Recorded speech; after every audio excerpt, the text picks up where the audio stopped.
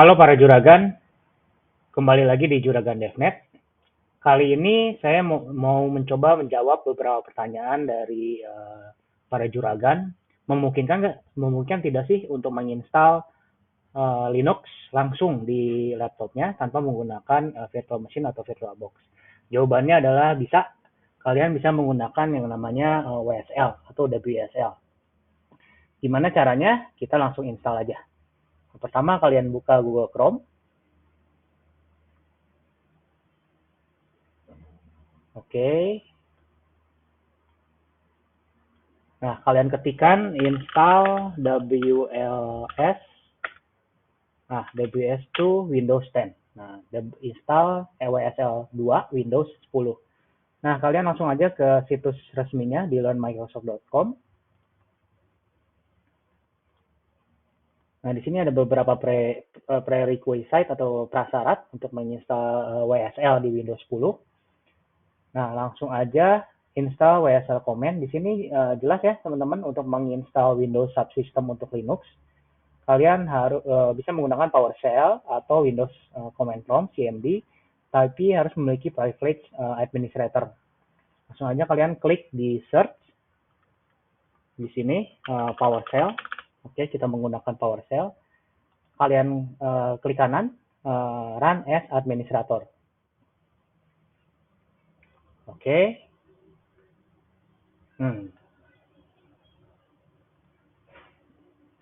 Saya coba bagi dua page-nya agar memudahkan kalian ya. Nah, yang pertama adalah kalian ketikkan WSL script install. Oke, ini akan menginstal virtual machine platform di dalam Windows kalian, oke, tanpa menggunakan VirtualBox atau virtual machine workstation. Kita tunggu beberapa detik.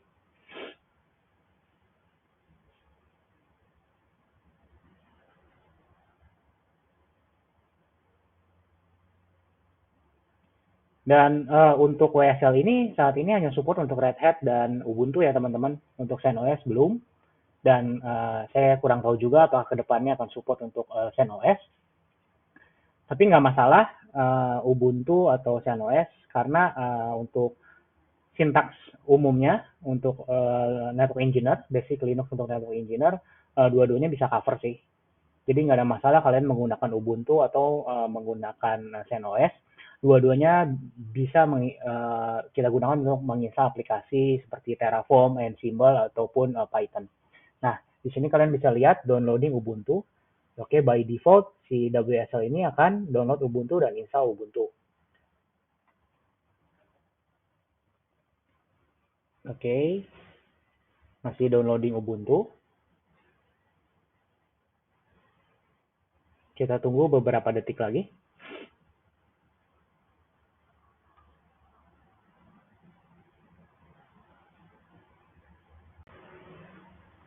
Oke, sekarang download Ubuntu-nya sudah selesai, tapi di situ ada tulisan change will not be effective until the system is rebooted. Jadi kita butuh, kita harus reboot servernya. Kita close dan kita reboot.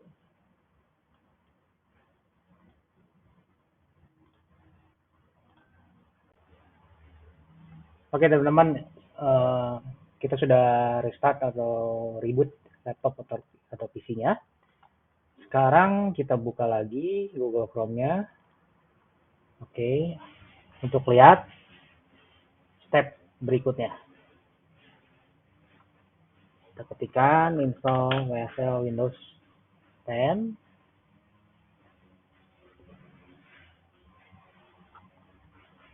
Nah, ini untuk mengubah default Linux distribution-nya. Nah, untuk lihat ada OS apa aja di WSL ini, kalian yang sudah terinstall, kalian bisa ketikkan WSL list. Oke, di sini subsystem for Linux-nya udah di terinstall ya, tapi kita lihat belum ada Linux-nya. Nah, Ubuntu-nya. Nah, untuk install Ubuntu, kalian bisa ketikkan WSL script install. -d. Nah, kalian ketik aja Ubuntu.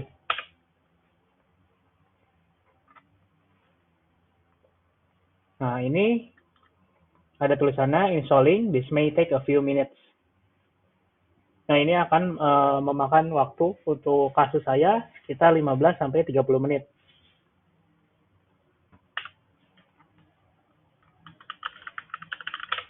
Jadi ditunggu aja kawan-kawan. Oke, para juragan, ini udah selesai instalasinya. Oh ya, sebelum kalian mengaktifkan WSL, karena ini menjalankan virtual machine, maka kalian harus mengaktifkan VTX ya, VT-X. Kalian bisa Google di sini cara mengaktifkan VT-X. Oke. Di BIOS Windows 10. Di sini kalian banyak caranya. Oke, kalian klik aja salah satunya dan ikutin prosedurnya. Oke, sekarang saya udah beres. Saya coba install beberapa tadi saat break. Nah, di sini kita bisa lihat saya punya beberapa operating system. Ada Ubuntu 22.04 by default ya. Nah, cara setup default WSL itu kita hanya cukup ketikan WSL. Nah, di sini ada, kalau kalian scroll ke atas. Nah, oke. WSL install -d. Ubuntu-nya itu bakal otomatis menjadi default WSL untuk kalian, untuk di laptop kalian. Oke. Nah, untuk mengganti version of WSL, kalian bisa menggunakan set default version ya. Kita balik lagi di sini. WSL script set default version 2. Oke, kita lihat di sini the operation completed. Oke. Nah, sekarang gimana caranya kita mengakses ways to run multiple Linux distribution? Oke, caranya adalah kita coba ketik WSL help. Nah, di sini juga banyak option ya, teman-teman, yang bisa kalian gunakan untuk menjalankan WSL. Oke. Di sini misalkan kita menggunakan WSL minus status. Kita lihat WSL minus status. Nah, kita bisa lihat kernel versionnya. Nah, ini kita lihat WSL versionnya version 2.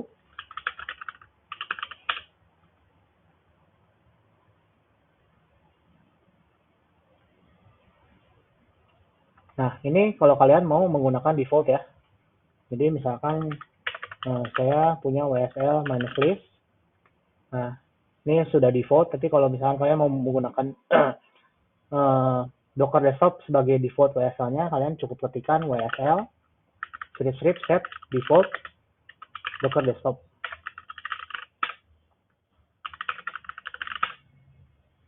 Nah, kita lihat default dari WSL-nya akan menggunakan Docker Desktop. Oke. Ini sih fungsinya kalau misalkan kalian punya beberapa version ya dari Ubuntu, misalkan kalian punya version 18, 19, 20 dan kalian mau menggunakan salah satunya menjadi default buat WSL-nya. Nah, kita kembalikan lagi set default Ubuntu 22.04 WSL minus list. Oke, balik lagi Ubuntu 22.04 ya teman-teman.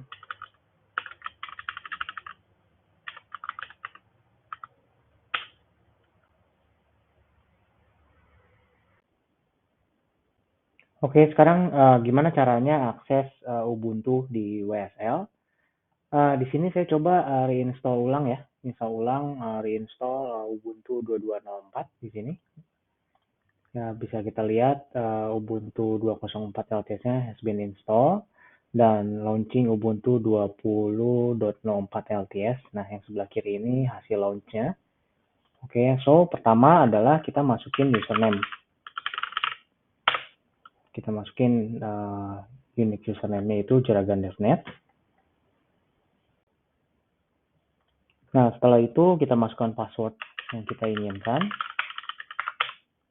Nah, masukkan lagi passwordnya untuk memastikan password kita nggak salah ya.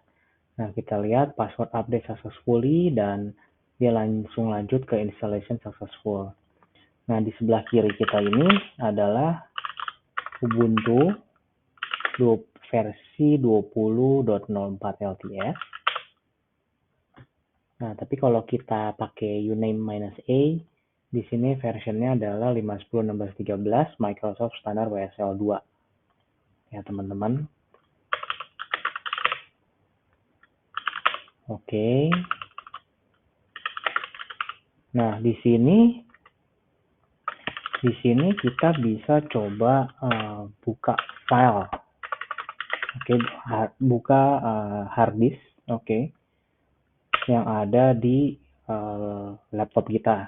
Misalkan di sini ada folder C. Oke, kita buka C. Nah, di sini banyak nih. Ini adalah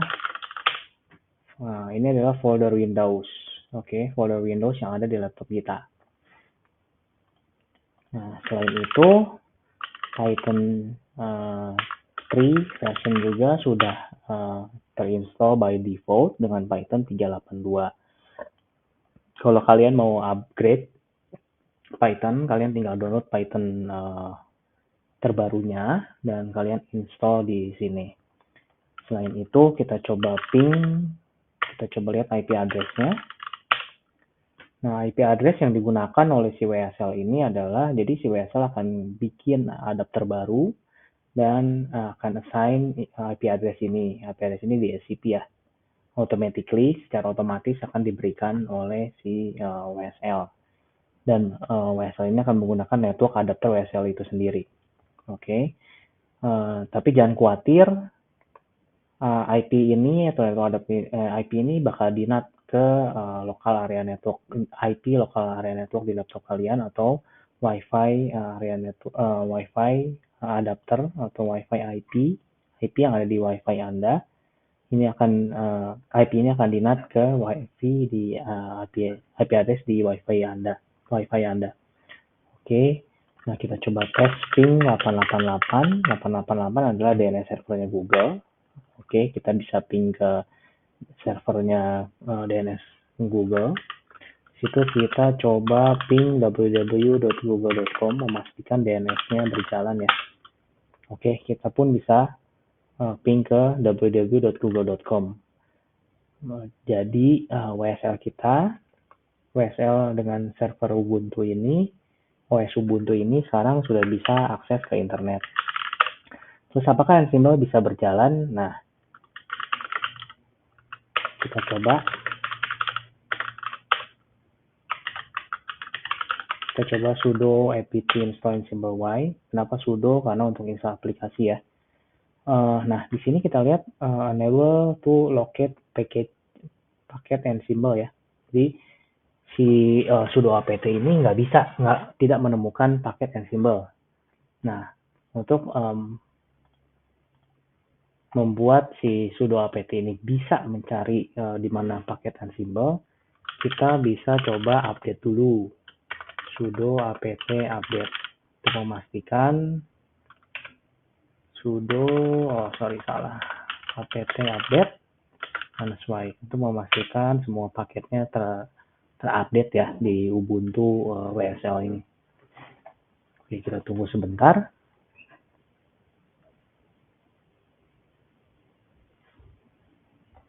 Oke, update-nya sudah selesai. Kita tunggu beberapa detik lagi.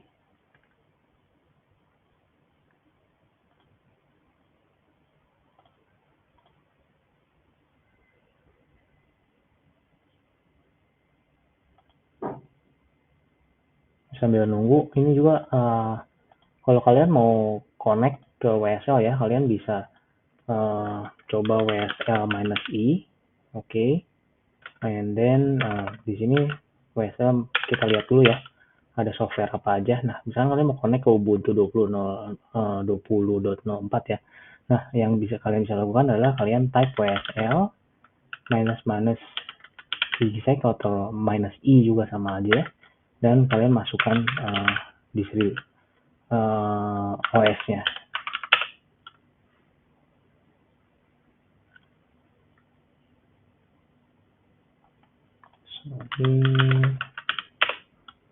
Nah, kalau WSL minus ini, nah dia otomatis ke Ubuntu 20.04 LTS ya.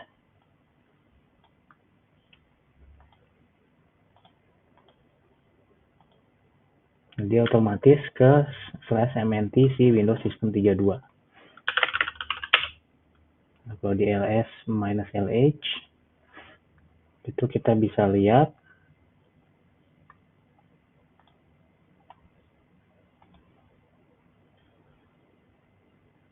ini sedikit agak lama, kayaknya prosesnya lumayan besar instalasinya. Ini adalah file yang ada di Windows. Oke, kita berada di folder sistem 32-nya Windows, tapi kita mengakses menggunakan Ubuntu WSL. Oke, sekarang ada update-nya sudah beres ya. Sekarang kita coba install Ansible-nya. Sudo apt install Ansible -y. Oke, so jadi kalau di CentOS kalian bisa pakai sudo yum atau dnf untuk CentOS 8 ke atas. Dan untuk di Ubuntu kalian menggunakan sudo apt. Apt ini sebenarnya apt get install ya.